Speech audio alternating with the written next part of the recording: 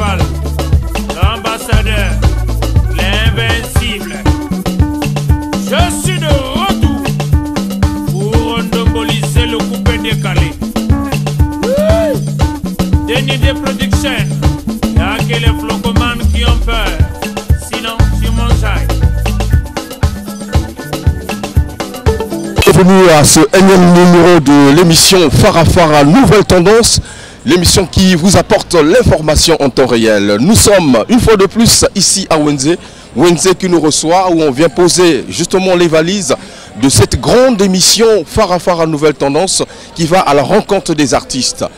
Après leur périple de l'autre côté de l'Hexagone, il s'est passé beaucoup de mois sans pourtant qu'ils passent justement dans cette émission.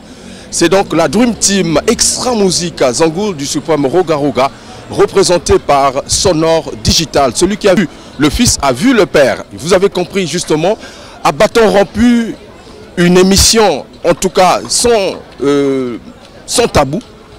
On va dire ça comme ça dans cette émission, avec la grande équipe qui va donc nous accompagner dans cette production exceptionnelle.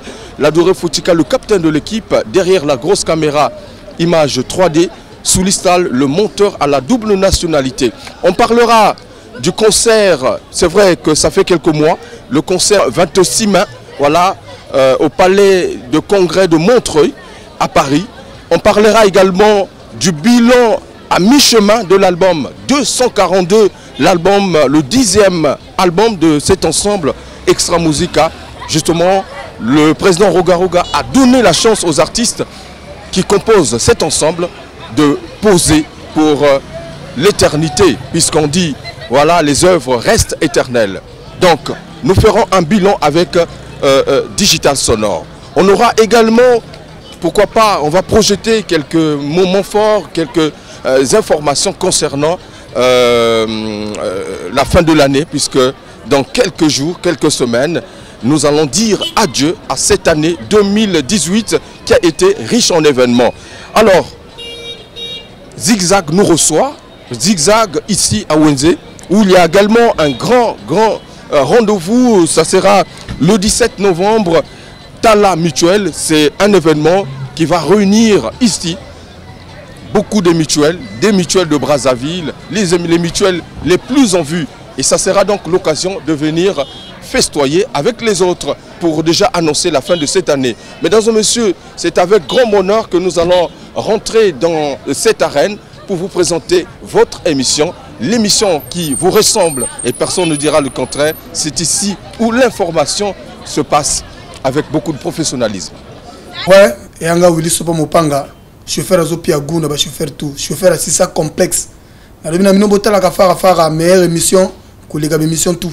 Émission Ezopia information, il y a vrai, il y a Vosges Décibel. Merci. Voilà, mesdames et messieurs, chers téléspectateurs, vous avez compris, ils sont là. J'ai justement annoncé Sonore Digital et Levison Charisma Enigma. Ensemble, nous allons essayer de faire le bilan, comme je l'ai dit tout à l'heure. Sonore, bonjour. Bonjour Vosges Décibel.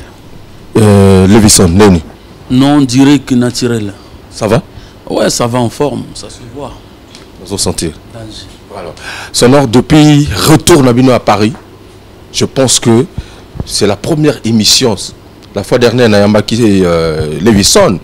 Mais avec toi, je pense que c'est pour la première fois, surtout au cours de cette année, l'année 2018, où ils s'achevaient. Alors, santé à mouvement, Extra Musica, les Andengini. Non, tout d'abord, merci. Nenge, Ouyaminga, une émission, santé à mouvement, ça très bien, très kitoko, donc il peut peler à métolo, quoi. Très bien. L'orchestre se porte à merveille. Alors, année 2018, ils ont là qui consacré à 2 événements concernant Extra Musica.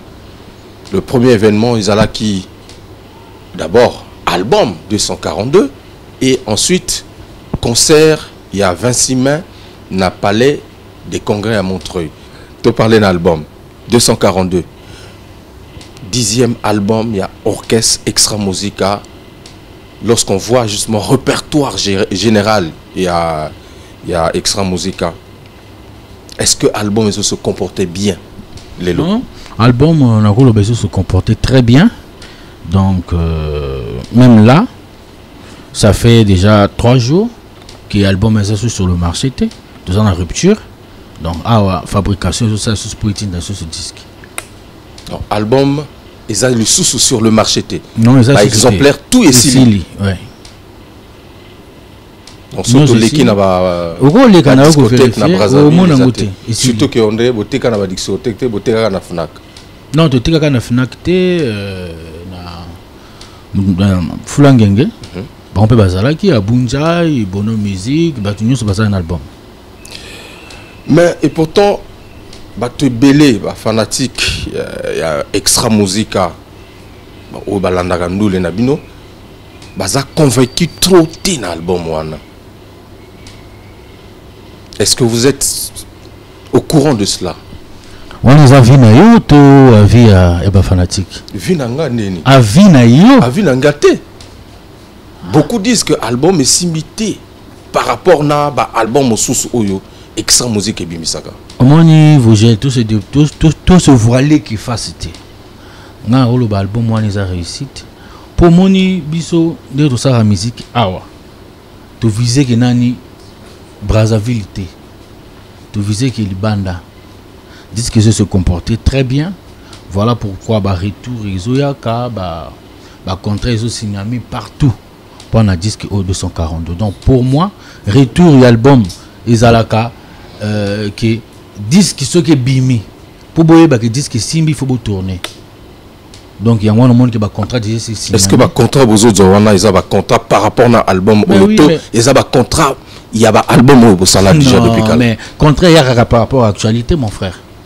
Contrat il y a par rapport à l'actualité. Actualité à mes collègues à 242 album Kitoko mais au monde qui Moutina mouta partagé qui a vu nae Moussou a mon album moi les ana guna été mais mingi bah c'est pel na disque Kitoko Levison moto à côté les a titre na yo pour la toute première fois opportunité roga pesibino ba artiste nae bo immortaliser ba œuvre nabino. Est-ce que vous êtes convaincu que la fois dernière, on a posé la question, c'est pour sakana boulot na binoté. Bon, pour nous Rwanda, on a répondre à la question tout ni à album. Parce qu'on a évité album, ce que Simbi, selon yo, on a évité. Parce que jusqu'à présent, de tout vendre, tu vas dans la boîte, disque bêta à 242 et zate. Dans beaucoup de Congo. Bon, na libanda kuto le bête parce que disque. Na le disque. Mais parce que le titre. Mais pas de problème, non ya non. Oui. Na ya parce que tout na Hiroshima, il y a disque. Parce qu'on a na limbola après na ya ce qu'on a disque et na titre. Titre na moto kotate naza au moni tant tout ça la musala. Hein, le kuta mabe. Tout ça la musala pour le public. C'est-à-dire na Paris, en Australie, donc partout dans le monde ba ben nga moko. Mon frère, félicitations pour la chanson. Bandengi malobana na mélodie et vandi to comprendre que y a solo au vandi sikunga. Donc bileza positif. Et puis zembo minito mingi na ba boîte ndeto za ne siko zigzag. Et yango de kangi masolo na ba wenzeo. Oya au sentir que mututo imba nzembo l'hymne national. Donc ils amamba olobate.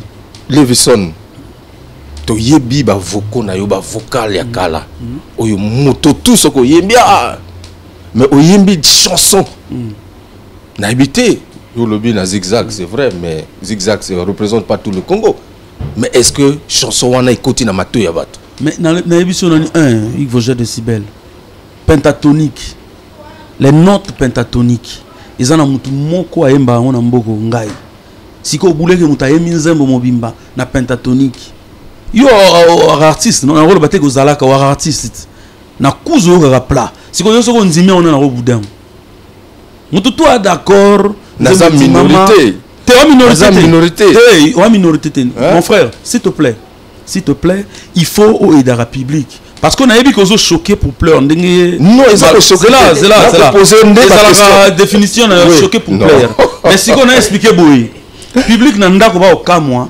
parce que oyambaka bato musu baza ba rigolo ah ouais azo expliquer bato yo Levi ngana zo parler na yo hein mais non yat to koti na non exemple batango mona ngana uto suivre mission ne uto leka bato dans le but que une mission na ba mission mususu mona bato ba koloba yo zo appuyer bango ouais disque diaspora soki nini siko disque ya nzinga nkuvu ouais nzima bato tu ba yebi ba orchestre ba kinaka poto orchestre ba uto beta na palais de congrès à Montreuil pour na album na bango yo no contester que non dans un contester n'a posé des questions par rapport na maloba bateau son nom digital par rapport na bateau na ebi que tu as été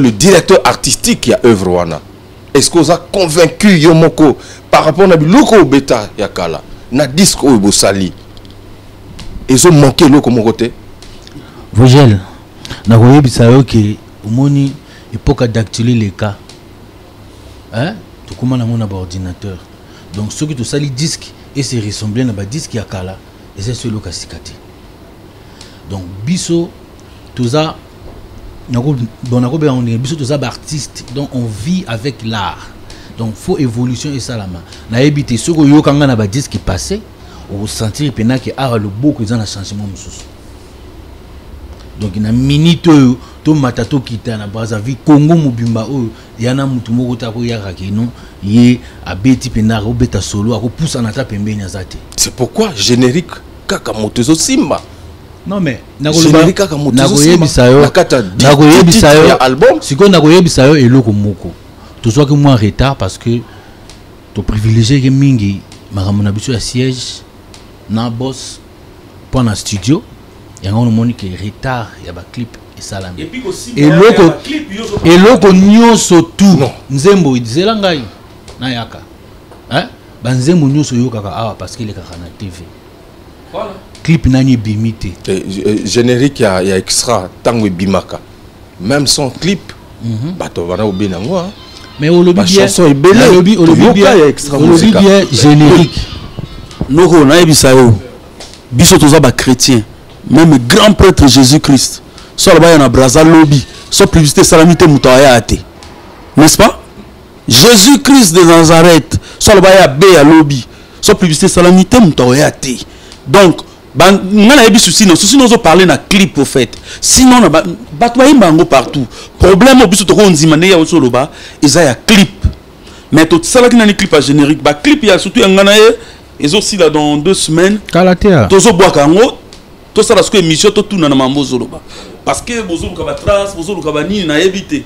OK alors digital c'est vrai ou défendre cause na yo parce que na poser question et ça capital tu as géré côté artistique il y a album wana du début à la fin résultat yango tozo ça la analyse nango mais d'aucuns disent aussi que disque simité et connaître fiasco parce que quelque part missile roga a ti touche na yena katité est-ce que c'est vrai au moni ma muzulu ba oyo ozo ba nini zolo ba telimbisa ngai non ba o ba zela na biso ba yeli o ngana zolo zela na yebisa yo nani grand prêtre Yemoko Zebira Zatatatato hein le vieux diamant yemutazalaka directeur artistique biso toza ngana za na direction artistique donc ngai grand prêtre Spebas na Ramatoulaye directeur artistique et ça aimé grand prêtre donc yo et ça langa moi pas si pour na yebi que yo za donc Zebira a Simba qui peut direction artistique et album oyo non mais donc oui, toujours ce que les gens disent non mais na lobby Vogel oui batu balobaka na bango kaka sundula ki album na sonore c'est d'abord na yebi loko moko omoni kindoki extra musique a échangé à teto au album il y a grand prêtre au album orchestre direction artistique et tikalaka le même Moutonio soit porté que pierre à l'édifice. Ça n'a rien à voir avec la imagination, le sundul latin, on les a ça na biso. siko totambolaka ndenge nini mode ezokende ndenge nini musique évoluer. Tout ça là en quelque sorte que artistiquement parlant, parce que la majorité ba fanatique na biso ba yoka la musique bango ba c'est la sentiment artistiquement parlant yoka disque wana au comprendre. Très bien. Lévi, est-ce que ba tikibino na épreuve c'est-à-dire ba tibino na épreuve té na sens que bosi bokoli boyebi ndenge ba composaka boyebi ndenge ba yembaka ba président peut-être ba tikibino na épreuve totale à oyo boko sala. Roger Decibel au montant aux Zoloba, c'est comme si tu as affaire aux gamins. Vous avez une figure emblématique en musique à Congo. Aux Obunga, aux Alangat histoire, c'est comme si aux Alibanda. Il n'y a pas de plus grande star que nous dans ce pays actuellement. Mouto a vendu devant yo, Mbato a vendu devant yo.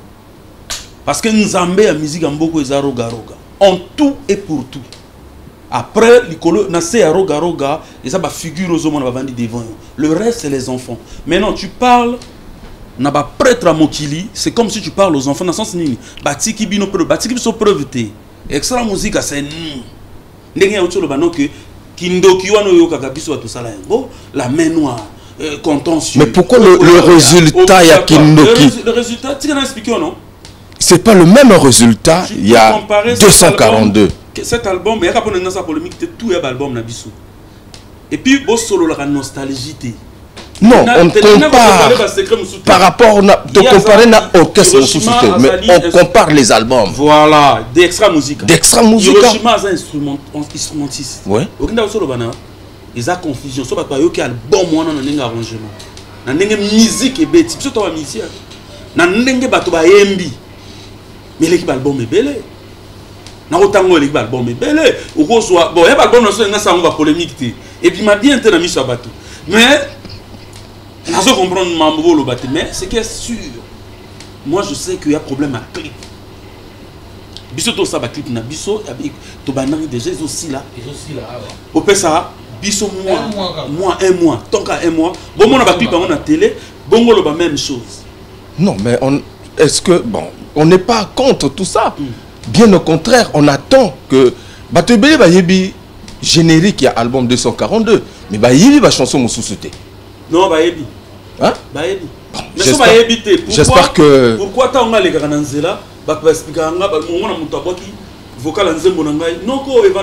C'est que Bayebi. Très bien. On ne va pas continuer à polémiquer dans cette émission. Mesdames et messieurs, alors on va évoluer.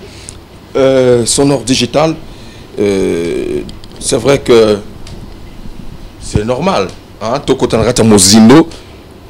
Pour que Dutaka, hein, parce que ce sont les questions que les téléspectateurs, les mélomanes se posent. Mais comme Bozo éclaircir Bisso, je pense qu'ils sont du même avis que moi. Mais dans une émission, nous sommes à Zigzag ici à Wenze, avec beaucoup de bonheur. Et est-ce que aujourd'hui là, on peut dire que l'album 242, voilà, n'a pas connu des problèmes? Mais c'est juste un problème, peut-être, comme au lobby, que ma priorité est qui est belé. Donc on peut dire ça comme ça que l'album 242, sans Kitoko, Makamoto Isa Kitoko, mais si on a connu un peu moins silence par rapport à Retard Clip. Voilà. Donc on peut retenir cela. Mais quelque part, on va aller à Paris, puisque le 26 mai, vous avez réussi à briser mythe. Il y a depuis des années, les combattants, nos frères, ne voulaient plus que la musique Nabiso et Beta Malisso sur la place, les orchestres. Mais vous avez réussi à jouer ce concert-là tant bien que mal. Est-ce que réellement le concert Wana n'a reposé sur cette question, ils ont polémiqué? Est-ce que le concert Wana est à la réussite? Bien sûr qu'ils ont la réussite. Parce que c'était pas facile. Je pense que Warolanda actualité tout, c'était pas facile. Donc Kobet a déjà concert Wana sur la place de Paris, ils ont réussite pour Bameka Bakokate. Bameka Bakokate. Donc ezala qui réussit parce que tu briser mythe, tu réussi que beta concert na biso du début jusqu'à la fin sans trouble. Déjà wana pour na biso eza réussite monene.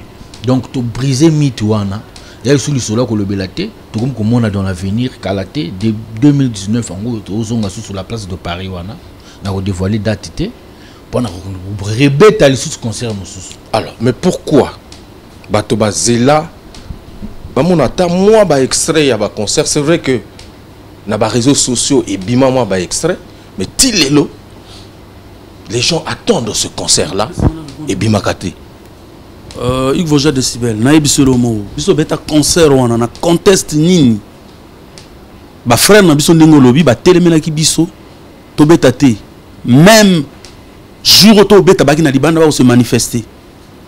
Il y a des gens ils ont eu peur na nzoto na bango na vie na bango bayate mais défi à concert wana eza moko ya ki boko beta ou boko beta te biso to beta bato o bazwa courage na bango ba vrai congolais ba ya ba kota to beta na bango et puis CD ya ndulengo ezali kapo wana mambo itali ba ya beber ba nini mais sinon ndenga na yebi avant to ya braza CD ngob ma déjà d'ailleurs ba makambote que no ba plein ba nini et na contest to biso to beti et na tina ko la plainte parce que na mototé na braza ba lobini que no na couvre-feu soko bimi wenze ba retirer ndule na vende sara oya ate bah ouais, moi 4 ou 5 têtus mais biso soto dit au moins 400 personnes c'est beaucoup dans contest to beta qui non il faut bon dire marabato affaire to salu ali kamba monene so mboko yo eza bat ba mémoire ba reconnaissant toi ba héros na minute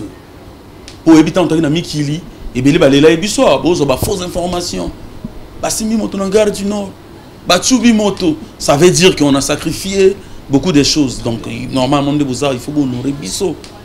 Il y a des gens qui féliciter. Non, c'est très bien. C'est pas moi seul de le faire. Déjà, tu peux savoir. Félicitations à Extra Musica. Mais ça devait se poursuivre. Malheureusement, on a l'impression que on dirait bah moi ça n'a Bisso on est télémini sous. Non. Wana yo. Pour concert wana. To beta yango na sans négociation. Donc il ngolo bango na position na bango, biso na position na biso. La France c'est un pays de loi. Qui donc soko sali boy, loi et que memayo boy. Na ebisi yo bien que 2019 car on a début toujours à Paris, ko beta sous sali il y a plus monene que to beta ki wana. Donc ça veut dire que continuité est ça. Donc bo fongoli nzela po na bino mongo kaka. Ben so baninga ba ozete mais yo pendant que no beta kuna penani. Faut ba yeba yo. Faut s'appeler producteur. Hein? Faut pas y aller nanit. Faut s'appeler producteur. Andi makobet sa yokuna. Faut oser. Mais non, on peut blaguer na vie. Au début que toi qui na Paris, grand prêtre lampadaire. Au début journal Le Parisien. Ce qu'on a parlé à Johnny Hallyday, na vanda tongo mo na journal Le Parisien ba lever la roga roga. C'est pas la blague non ko ça ranaté. Mais de toute façon, le raté que ba musique à Braza oh, il a fabriqué par les journalistes, par les copains, et comment tu as niveau bête papa na maana te wana ba musique mais de toutes les façons depuis la nuit de temps tout le bango tout le bakito fongoli nzela pour na biso depuis la nuit de temps il y a un mouvement mon côté awa et bêta concert na poto à part Pointe Nord ezala te donc ka position bazala nango depuis 1800 ti lelo ezala ka bongo donc so mo lo ba wana na kamwe non mais puisque bon, pour la musique congolaise. Mais Levison, c'est pas ça que mais non. Ou aza capable. Ah qui ne go betat. Parce que Fongoli nzela to m'appelle souvent. Depuis la nuit de temps, hein? Si tu as des mouvements où elongwa awa et tieli baya concert na poto babeti.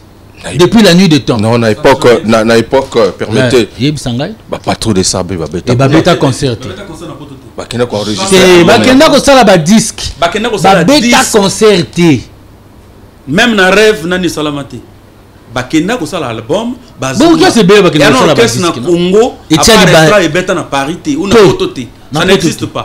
Même ba ancien Beta ba festival. Bon, si je parle de Bantou, je parle des grands orchestres à Kala. Beta ba festival. Tchali Bayana la liberté qu'on a orchestre tenté. Respectez les gens. Orchestre qui n'est pas beta na festival. N'explique pas. Orchestre Lelo et un orchestre beta na festival. Mais bon, peut-être vous exclure il y a CCF qui est bel la poto voilà. S'il te plaît. Orchestre Lelo et qui na poto et qui na mbala moko na mawa. Ba 2001 oyo totanga wana ba Vaticana ba nini depuis on n'a plus rien. Ba to ba kenda poto le roi mai bango devant yo. Ça fait plus de 8 fois 7 fois. Ozo piétiner mboka wana comme on veut et puis tozo ki no beta bandoule. Donc na ça na sevinga beta Bataclan de Paris, na beta Casino de Paris, na beti Palais de Congrès à Montreuil à Paris. Au moins salle to beti na ye na Italie. Na Clivio na Italie na salle. Donc o ezaba artiste ya solo. Parce que le reste montao ki a poto net ko tambola azaki visa na ye même akamba musique s'il vous plaît. Alors mesdames et messieurs, on va marquer une pause dans cette émission Farafara Nouvelle Tendance. On va repartir à Paris, justement au Palais des Congrès de Montreuil. Un extrait de ce concert. Aujourd'hui, je pense que Obazo Landabiso, vous comprendre maintenant que Makamo Bolobakaïza un faux concert et Salama Kitoko. Retour en arrière à travers ces images que je vous propose. Ouais, et Anga Willy Sopa Mopanga, chauffeur Azopi Aguna, chauffeur tout, chauffeur à Sissa complexe. Na mino botala ka fara meilleure émission, collègue émission tout. Émission Ezopia ba information ya vrai. Ya Vosges décibel. Merci.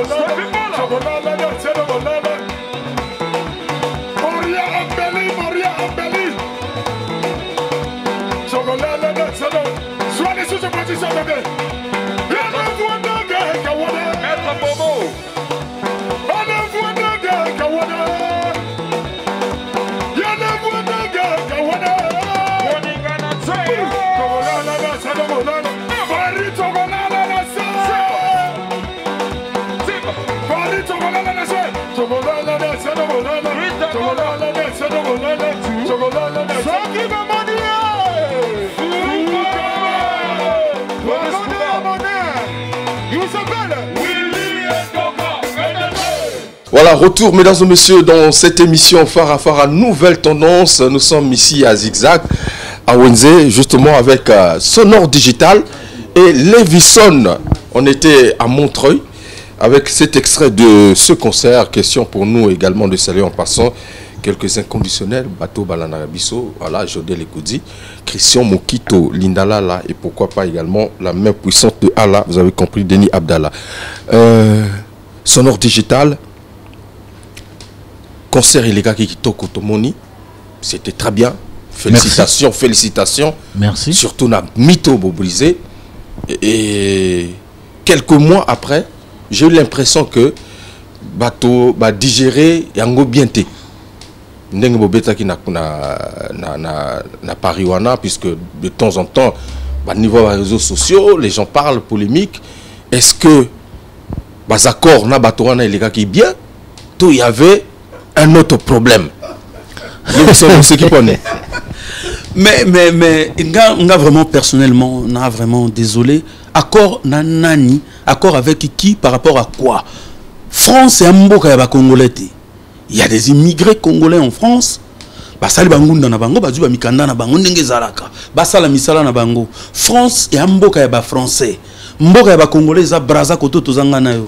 Siko ba français ba laksa yango no.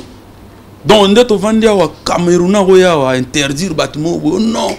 Par ça ligala ou teko simbate. Congolais ou interdire bâtiment en France té. Ce qui a d'une nationalité à commis. Non, ou interdire bâtiment té. Oebi net sur le baka unité travail progrès. Ya France Albanie. Et voilà. Voilà. Il y a une fraternité na kati. Il y a une égalité pour tous. Il y a bango na bango. Donc pour dire que on est un pays des droits et puis on a perfection, immorté. Est-ce que vous avez poto yoko même moto, hein? Au même moto. Après Herman Chishingampe Mbamondele pas que non. Lui, c'est un adulte, il peut décider dans des. Est-ce que vous comprenez? On a dit non, on a pas ça qui fait millions pour n'aller. Pour n'aller au que ils ont pays des droits. Donc il y a un Congolais moroté au maman ni papa ni bazawa. Parce que tant qu'on a poto dans tout le monde. Ce qui est comme un niveau de soin mondial. Moi je suis français au lac qu'il n'y a pas un français noir. Très bien.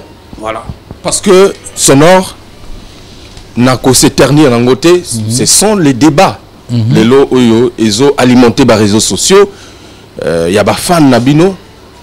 Certains fans bazoluba un peu je ne sais pas contradiction et belé concernant concert il y a extra musique na Montreuil. Donc je voulais juste avoir une précision réellement na fanwana. Est-ce que ils sont mécontents de quoi alors que vous avez fait que votre travail? En tout cas dans le lobby au moni ndenge tozalara awa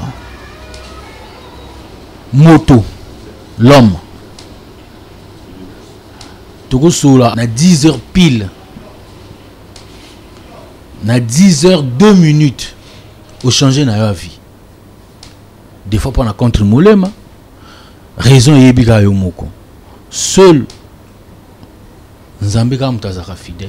Parce que obi ça bato souvent les conda de fois peut-être balia qui bien té. Na yebisi yo ke vogel. Na yebisa yo eloko moko. Na yebisa yo eloko moko. Omoni biso bando ki ne poto.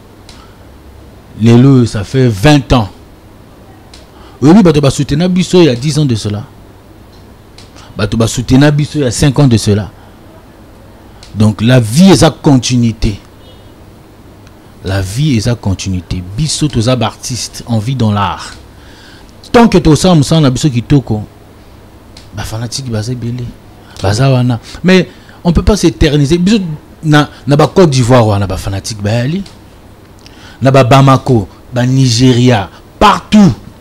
Mais ce que moi, les copains, tout le monde boué, bazara versatile, les lobes, mais. Il faut comprendre. Nangana inspiré matango isiko. Obi naza quand même na mawana moté matana le veloko. Obi en Afrique, ba peuple o ba souffraka ya Congo te. Ba ivoirien pe ba souffraka. Mais jamais tout mona mota diaspora ya ivoirien moko Atelemela, Arafat, Didier Arafat, tout Serge Benoît avec à Paris. Centrafrique, l'équipe biso na Okemba. Jamais tout le monde monte à Centrafrique, bah tout mon ambassade. Pourquoi biso? N'engue to arana bino na Brazza. On ne profite de rien na politique. Nana kata Brazza to bango to lire na politique té, to ba politicien té. Mais ba s'acharner que na biso par rapport à quoi? Il y a un peuple na moni, batika la simai ba peuple à deux rivaux. Faut ba la boule. Ba mambo salarié na sens tenoko. Biso ya gagne peine, biso toi ba chef de famille, tout ça ba responsable. Panama on a important qu'on a biso. On a outil Panama na payé Katmatik. Mais na ba Brazza Katmatik c'est affaire de 40 et quelques millions. Mais na Panama na payé yango viba mamunanga na sali. Donc bo permettre à bato ba sala mamuna bango. Bo tia mai na 20, on n'a pas un problème avec vous. Montosoka linga supporter extra musique à supporter, ça n'engage que lui. Mais quand on a des réseaux sociaux, on a des comment, tribunal, où il ne va pas sinon à la vie, ça compte pas. Voilà. Merci en tout cas, Levison, charisme, énigma, Katmatik. Katmatik. Mais non, combien de watts au lobby? Donc, le Moli, pointe noire dans la carte à Congo. Donc, il commis déjà l'important. Ils ont la pointe noire au monde qui image. Ils en ont 510 km. Non, mais on a émission, non. Cette fois-ci, on a fait le paquet. On a acheté plus de 40 et quelques voitures. Et pas les moindres. C'est pas au nom Corolla, ça la taxi. Willy Sopa mon pang, on a payé un bout. Voiture, va Sopa mon pang. Et ça va voiture aux hommes, on a dit non. Mais Bem cabriolet, il faut que je Nicolo. Oh, je vais côté une Mercedes et étape à souka SC sport. Au sommet j'étais l'éponge. Il y a grand prêtre là point noir. Voiture réseau loba. On quitte non voiture 2000. Eh, ils ont loba makambo so meli masango koti et boy de koti déjà. Et koti. Et koti na lalité 2 jours passé na kota na kati nango.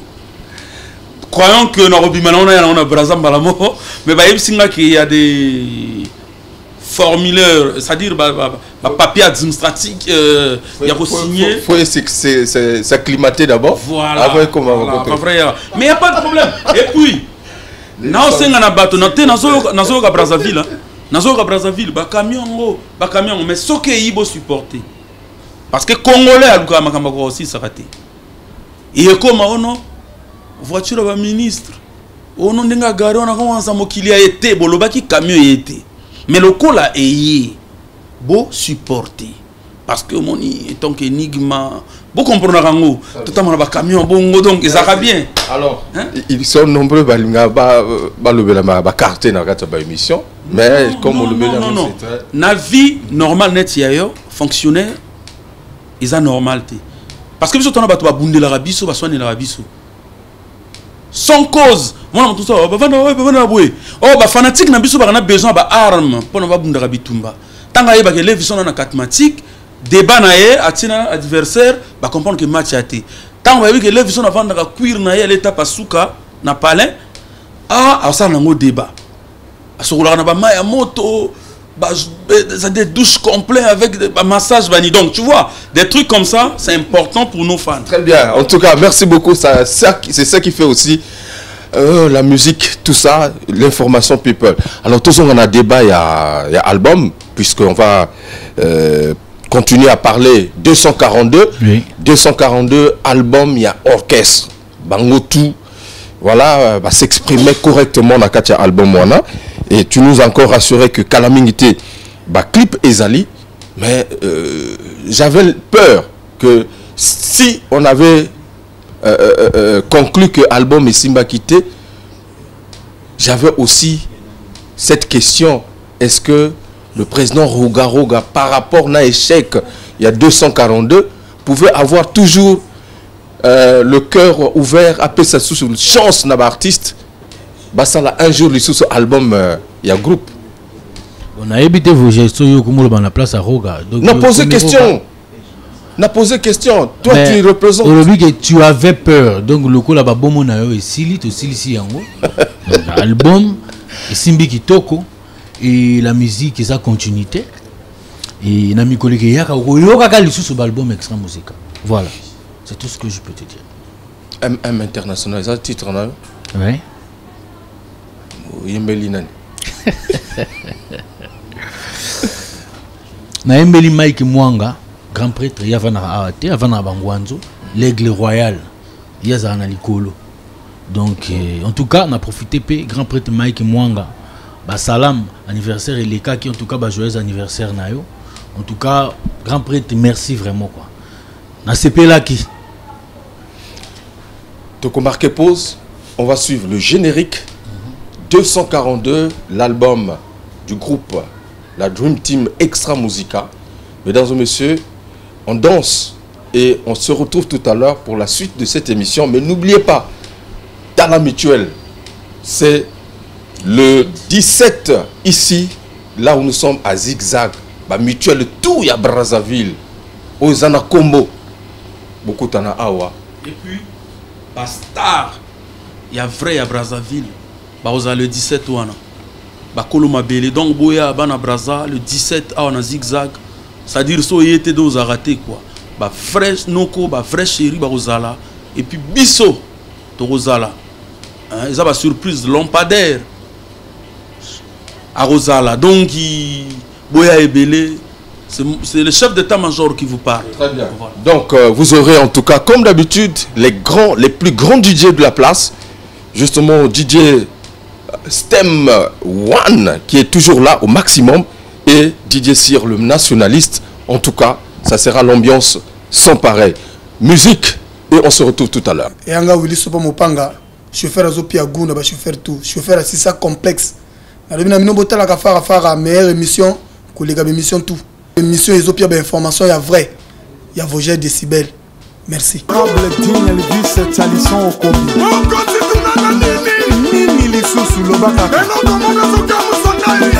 Un anglais à Paris, Hector Ibombi.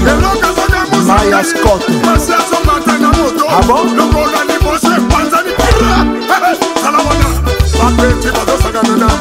Mike Mwanga fait le bambou. Les frères Célédina, l'association Botelema. Sa parole de guerre. Lokola États-Unis assis à Yembi. Yoyaka kopesa ye mote boyo kana. Mondela lobana lopoto chunamba sotempa. Yangana ena sema bele. Lokola komi kibombanda. Na tour na yo olobi nini? Na sangisi ma force na ngai. Na tina mo banger retraite. Studio Patmos, Cédric Kopa, Serge Kabango. Patron de la distribution Bestman le meilleur. Yokangai, Opanja Sango, Sheina Okunga, Prescal La Bomba, Ochelena Omani. Oui, Madame Sakisakete. Champion Lori. Madame Lia Kanete. Madame Mela Kanete. Akola Madame Kanete. Atatonda Busoba. Claudicia. Atakendeke Miami. Yves Dembela. Atasa Ministre. Moi si anda kosuka singa. Weli banda tisage. Una basombeli basin. Una basombeli demi parcelle. Una basombeli rabe cadre. Ministre d'État Ahmed Bakayoko. Demi-dieu. Yves Zorbo Junior. Innocent Bokoloban. Banda Sakisakete. Célestine Kwakwa. Madame Mela Kanete. Sanga Bazo. Madame Fanda Kanete. Atatonda Busoba. Stevie Mola. Atatonda Banda kwa etage. Dete Ibara. Atasombeli Basé. Eric Reve. Atafanda Kana Paris. Nakai. Koningi Konuna Beninga. Yabina Bolenge la Kate. Konuna Mibali Beninga. Yabina Bolenge la Kate. Mobali Balesaka Mama. Amobe Meveke. Mobali Bapakola Kayema Futa. Christian Kuna. Mobali Bapima Kanzotote. Atini Lengantien Kolo Mabele. Mon ami Gaël Nguesso. Wapi Jessi Mokuyu. Rémi Ayayos Mokondi. Le prince d'Ondebel Jérémy Okemba. Écoute ça. Sonore digital. Matali Kolo ya guitare. Zingamoko. Thank you boss Gessi in Nigeria.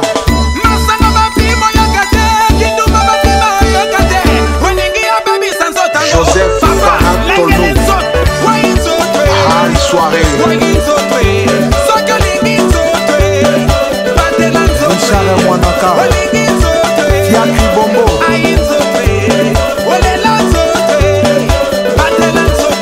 Gilo Kana, Remonti, Gilles Ngondo, le leader unificateur de Gamboma, Hugues Bolondele, monsieur le ministre. Voici l'avenir de Wenze Marien Ikama. Abdul Kaba, Maurice Lemami, César Kouka, Benoît Tamtam, Vito Vene Yombo Germain, Trésor Nguesso,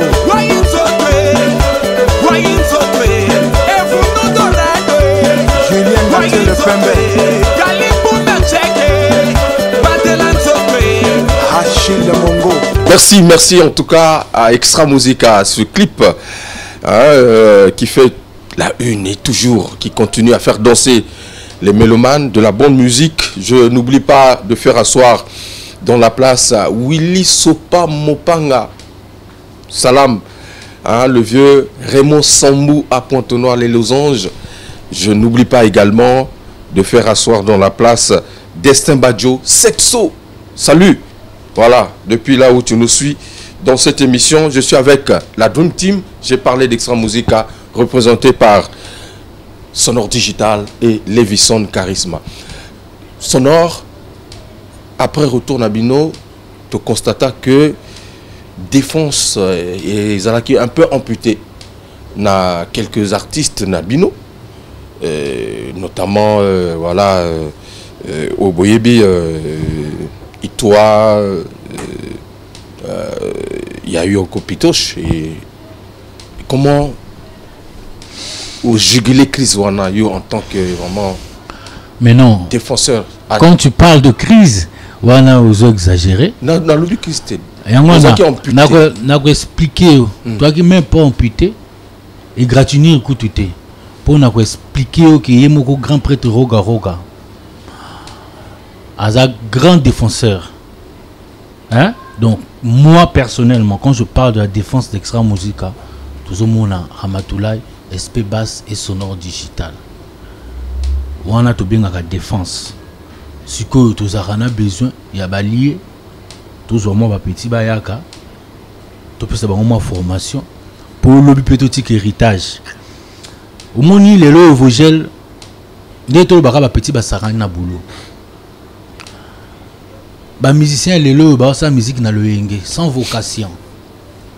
Il sait même pas pourquoi il fait la musique. Bah ça la musique a carrière té.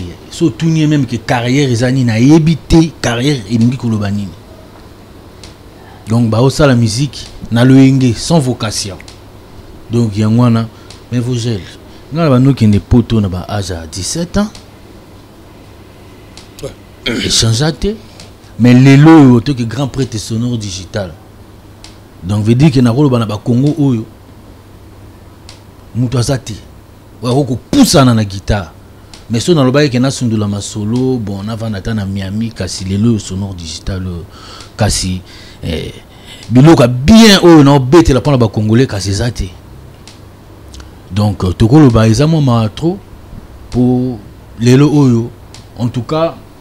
S'il s'agit de ça, séminaire, tout ça, séminaire, tout bien, jeune musicien, faut bayaka, tout expliquer bango, qu'est-ce que la musique? Musique, ils ont nini. La musique, il faut que ça la carrière. Pour on a aussi qu'à la base, la musique en boka, il faut que ça la carrière.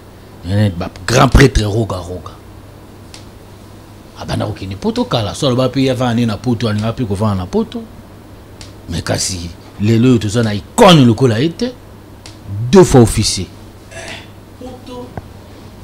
Moni, donc les loyaux, en tout cas, tu as ça la lettre dans le ministère, tu as fait la bataille pour essayer d'édifier les artistes na biso. Très bien. Bah, ça la musique, il y a carrière, ça la musique, faire musique. Parce que mon niveau, c'est ça la musique, il y a plaisir.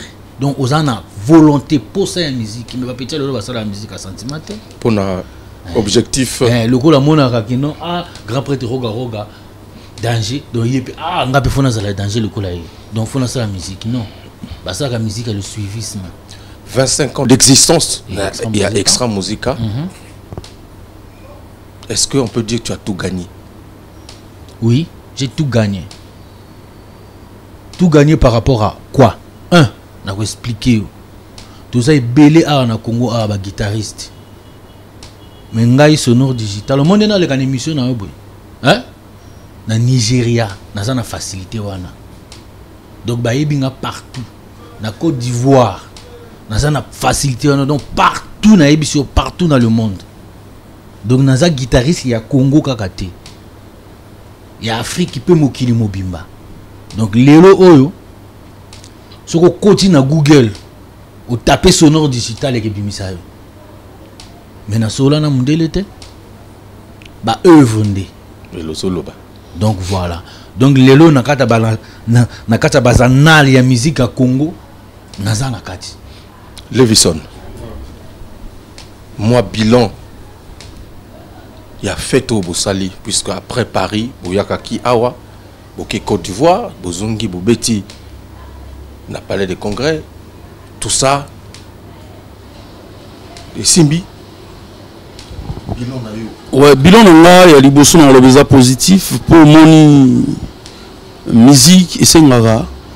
Au sali yango kembo bapaya, nambo bapaya bayoki yango et possible retour ça ba voyage. Monette Kalata toujours qui est Nigeria, Kalata toujours qui est Canada. Donc tout qui Paris tu es direct tu jeudi vendredi tu es Abidjan. Donc ma solo za danger. Il y a un moni na ngena le bon passant na ba petit ba s'agiter. C'est le chosen one. Na ebi ke yoza motamaramba okomo ebini na woloba. C'est l'élu donc enikoloba. Okoko bima par hasard te na mokide. Faut en père na mère. Vous comprenez non? O ya tembo ka bambiaka sondeni ordre mi be comme solo ezali. To uti poto toye, to sont imposer discipline. Ils apprennent bien na bango, ils apprennent lobby, ba respecter bango, ils apprennent ndenge mo loba ki ba sala nzela. Ça dit biso sur l'axi au jour d'aujourd'hui, ils peuvent aller au senga ba plan na bango. Tout temps on va komba ba temba mbata na bango. Soki bazana ba demande bango za normal ba kozwa yango si ba ebani bana ba producteur ba okende biso to sala idia musala wana vous comprendre donc to yebo eloko ba grand noko ko expliquer ba to que disque 242 pepele na très satisfait surtout na nzembo na nga moto akotate oka inde grand prêtre aloba na nzembo kala ozalaki nanu mwana sikoyo komi capable énigme charisme immorta Levison. Est-ce que vous comprenez? Donc, nous avons vendu sur un pakasa, nan pifo zali. Vous comprenez? Donc, toko nyonga raté. Et puis, dans le Cambo, il y a bateau, ndenge yoshima lobaki. Et ça passe, ya. Bateau bazo sala musala ou bateau ba consacré. Net nga ton yo s'habitude. Oh, j'ai commencé ce métier en 1993. Et Pelé baki na la Mohamed, ndambu baki na berceau. Il y a berceau le roba kolinda mo mingi baki na mabumo wa mère 1993 mbiaka de mbiaka donc il mourte siko boulot wana mutaya kana facilité a commis Miami alandi meuble bani non il y a quand même pas si donc batwa ba sacrifice ni batwa sala raté pour se retrouver kuna bon yo est parvenu manu Hiroshima ndenga za ko réclamer ndamba mo kilinayi batwa comprendre ah ngana sali trop na vana na New York bato bako comprendre mais yo ba ebioté ou apporter na nouti na disque extra peut-être ata moko na no betité par chance balobi que ba libérer ma solo ou se retrouver na mboka Maria au niveau ça l'ingratitude mais c'est pas grave OK Digital Sonore, on va vers la fin de cette émission phare à nouvelle tendance. Julien Gassé le Pembe toujours Azawanda non Mokonza Fandi non Salam naïe vraiment merci pour l'accueil Talaka Tokomo ceux qui ça année au 2018 qu'est-ce que Extra Musica est réservé biso Tokobila ka 242 to moi ba mai musu sezali moi ba secret na kota na secret ya mouvement. Non mais en tout cas au moni ba réseaux sociaux comme ça biso ba égoïste ba secret tout au groupe misate tout en demo qui les okende mais il y a ebelé yali tout ça na ba spectacle en vue na Brazzaville na Pointe-Noire et l'extérieur. En tout cas tout allons vraiment saturé. Mais je pense que fin de l'année autre aussi ça va en beauté. Déjà en passant déjà dans Rolobake la veille à l'an, donc le 31, la nuit du 31 au 1er, tout allons na Elbow Suite. Qu'on a trouvé ça la concert avec dîner, concert moko donc vraiment quoi. Donc bakalaté. Bon ça va publicité à Bandoul et tout. En tout cas faut que nous ayons le moko. Ils n'ont pas si que numéro 1. Mais coup de chapeau d'abord, on a grand prêtre Roga Roga. Grand prêtre, surtout bien leader suprême, lampadaire. On a préparé et là qu'on a eu disque. Non, mais Wana is a annonce. Il y a album, il y a qu'à annonce. Et puis, il y a annoncé que disque Wana, tout ça là yango. Aujourd'hui, Roga Roga Ropesa et pour ça, il y a des musiciens congolais. Bazonge la ko travailler, na ba studio ya bien na net tout ça là kana kala ba IAD. Beaucoup de yango na Ibrox kuna. Nicolas Zobimate azara kuna o vendre la ba travaux. Matériel ne se yakaki. Parce bâti ba parquet, ba sonoriser déjà ba studio tout. En tout cas, musiciens congolais le fois CP là, ba ko zongela ko travailler na ba norme o ezala na IAD. Veut dire qu'il y a grand studio. Il y a des acquis analogiques hein. Mais dans le but bas norme, veut dire que c'est OK, industrie musicale. Il y a des acquis industrie musicale, les acquis studio. Donc même concept on a beaucoup tango kuna. Mais kuna sikoyo niveau est moins élevé parce que ils allaient ba home studio Mickey te. C'est un studio professionnel net au monde na ba Harrison, koto ba Céline Dion ba salaka. Hein? Ba Harrison, ba Ferber, voilà ba grand studio. Ba disque na bino pe ya tout bo sala pe kana moi ba studio ngo wana. Mais ngo nati. Roga Roga lelo. Roga na lobi na yoki. Roga Roga lelo oyo. Yango na lobiti. Roga Roga ndenge to banda ko benga libérateur. Wana ezani ni ingratitude. Na yebisi yoki. Parce que aujourd'hui moi c'est sika obosani akala. Au mon niveau gel. Na oyebisa yo boy. Hein? Na oyebisa yo eloko moko. Lelo oyo. Soki bolamu ye.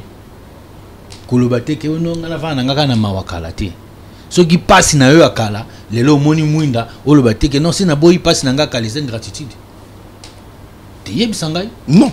Ngana poser question na yebite. Mais non, mais ingratitude ozo lo bana ce que ça. Non, mais ceux qui au dénigrer ba imba. Moto soka uti na studio oyo bo sala ba album. Parce que bino beaucoup mudwa kudwa studio ya musique ya Congo. Musique ba non ba musicien nyoso ya Congo. Et avec moto azalaki na pasi. Nzamba pamboli yo. Okoloba te nzambe ko pambola ngai te nazana nga na pasi soki te pasi ke mona ngenga. Te ko bossa na quand même place au utité. Mais na yebisi yo ti. Yango na yebisi yo ki. Merci Roga Roga lelo oyo. Tozalaki na pasi. Na ba home studio. Asali biso studio munene. Industrie musicale. Merci na ye. Moto oyo utaka na pasi pona ke na bisengo. Ils ont une gratitude. Très bien. Donc, Wane Nzambe a pamboli ba musicien à Congo. Voilà. Ok. Merci. Alors, Lévison, dernier mot, puisque tu commences qui sa émission, il y a Farafara. Alors, dernier mot pour ça, aux 100 ans de vie, 100 ans de succès, 100 ans de carrière. Nous avons expliqué nous, Julien Ngatier, le Pembe, grand stratège, DG, charismatique, donc à Salibino soirée le 17 Oyo ils ont week-end Tala Mutuel tout coup à zigzag donc bambo te belé na DG Julien Ngatier le Pembe na Maître Paye DJ Sir na Wallenstein DJ donc plaisir est trop puis ngana ebisa lampadaire suprême grand prêtre Azola Nangai na palais que moto côté danger quoi clip Mikolo Ezoya et Robima donc et puis na bo pe ça bato musu bambote parce que il y a peu de reconnaissance donc reconnaissance des athées bomoni il y a on le Julien Ngatier quoi pour moni nga pour na boire yo vraiment solo la mo ndambo solo athée c'est pas la peine et na pesi Katmatik Ezoya musicien charismatique donc le planier on est au moins 150 000 bon voilà c'est un salaire de fonctionnaire et puis il n'y a pas sa moto na cave le bistrot hein DG Kumutino na lycée wana donc c'est tout qu'on a revoir tout et merci. OK. Voilà, honorable Sirebina, merci beaucoup pour justement les conseils et continuer à suivre cette émission Phare à Phare Nouvelle Tendance sonore digital. Tout d'abord, merci de recevoir Bisso dans l'émission. Merci beaucoup. En tout cas, merci na le pembe de recevoir Bisso dans le cadre où Kitoko. Ici, Bisso nous na zigzag. En tout cas, le 17, invité surprise de Bakozala. Le 17 novembre, hein, soirée, Tala Mutuelle. Invité surprise de Bakozala. En tout cas, ceux qui ont vraiment à mutuelle, tout le monde a bien côté. Très bien. Hein? Donc, merci vraiment. On a si grand prêtre suprême lampadaire Roga Roga Bambote pas Azali. Bah musicien sur extra musique on a si Bango Bambote. Na bosanité mon frère et Maïsi moi Nzambe. Maya Scott Bambote na bosanité petit nangai Moreno Kandolo na bakini wana grand prêtre Pire Petit donc Junior Mambo na PCP Mbote. En tout cas Vogel to le belalika moko omoni vague moko bozo ya hein bien té biso toza ba musicien vague nazolat biso toza ba musicien hein bémission na bino ya chronique musicale eza pona biso veut dire que biso toza kaka pona bino té pour moi Mikolo moi bobungi comme moi trop pour ce le but banda ko expliquer son mon trop mais congolais abandaka akoka ko silisa té. OK, merci mon colonel Mesmin Atiga, en tout cas maximum de respect. Je n'oublie pas également RH Couture, Faustin Couture. Voilà, je suis habillé par Faustin Couture. Merci. Naturel. Un petit mot pour les petits, quoi. Je veux m'adresser aux petits, aux tout petits. Non? Non, juste un petit mot. Qui ne va pas choquer, j'espère. Non, ça ne va pas choquer. C'est un conseil. Un conseil. Très bien. Je voulais juste dire aux mes jeunes frères, artistes. Il faut se calmer.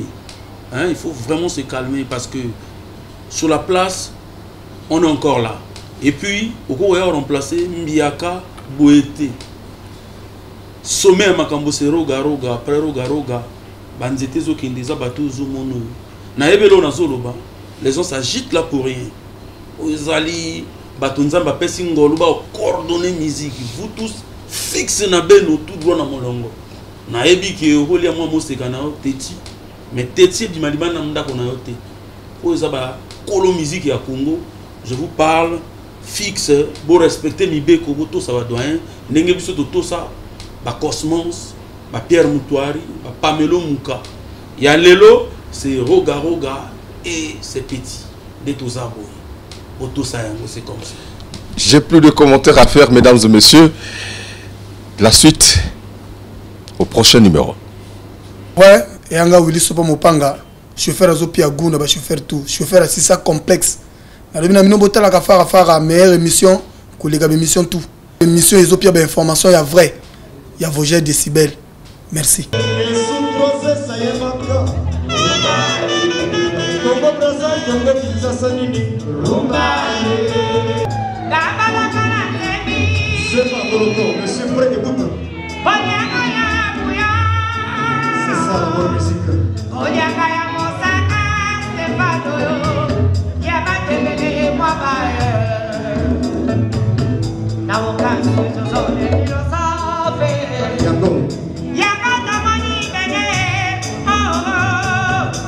Una boca, si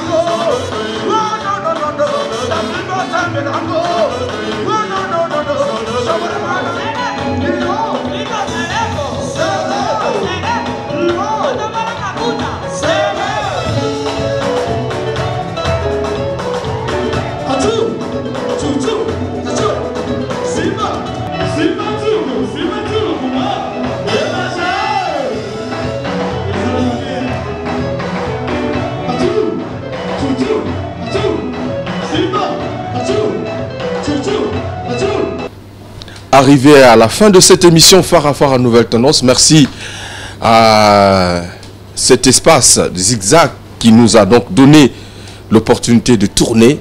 Merci également le DG, permettez, le DG, Julien Gatsé, le Pembe. Je pense que l'adoré Foutika vous a présenté, proposé des belles images. Soulistal était derrière la grosse caméra, image 3D. Hugues Vogel de Cybèle vous dit au revoir. En tout cas, tout a été dit. Je pense que vous avez aimé. Alors, merci de votre fidélité.